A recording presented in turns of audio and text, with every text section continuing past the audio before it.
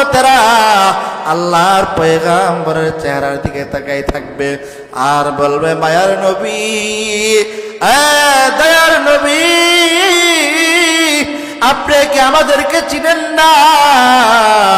আমরা তো 5 ওয়াক্ত নামাজ জামাতের সাথে আদায় করতাম, রমজান মাসে রোজা রাখতাম, হজের সামর্থ্য অনুযায়ী হজ করতাম, যাকাতের সামর্থ্য অনুযায়ী যাকাত দিতাম।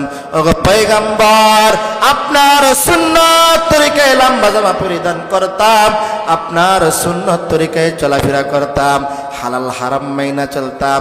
এবার আল্লাহর পয়গম্বর জনাবে মুহাম্মদুর রাসূলুল্লাহ সাল্লাল্লাহু আলাইহি সাল্লাতু ওয়াসসালাম ওই সমস্ত উম্মতের দিকে তাকাবে না।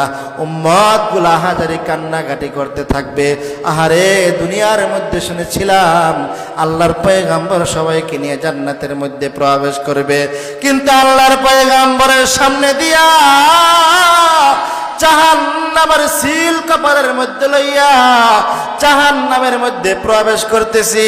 তাহলে আমাদের কি আল্লাহর পয়গম্বর দেখে না?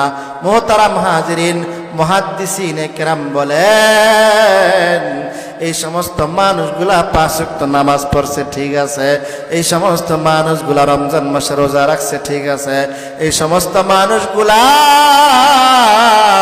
লম্বা জামা পরিধান করছে, তাও ঠিক আছে, তবে যে এই মানুষগুলা নামাজ আদায় করছে এগুলা আল্লাহকে সন্তুষ্ট করার জন্য নয়, দুনিয়ার মানুষকে সন্তুষ্ট করার জন্য নামাজ আদায় করছে।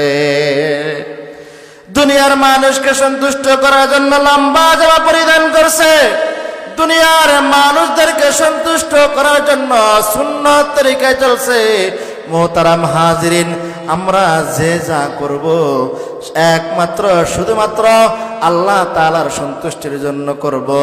এই জন্যই তো ইব্রাহিম পয়গম্বর আল্লাহ তাআলাকে জানিয়ে দেয়, ইন্না সলাতি ওয়া নুসুকি ওয়া মাহইয়ায়া ওয়া মামাতি লিল্লাহি রাব্বিল আলামিন। আয় আল্লাহ,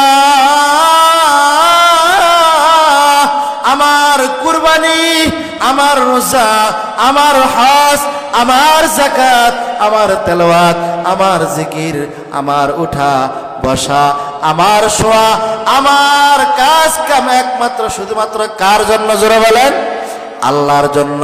যদি সব কিছু আল্লাহর জন্য হয়, নামাজ যদি আল্লাহর জন্য হয়, নামাজ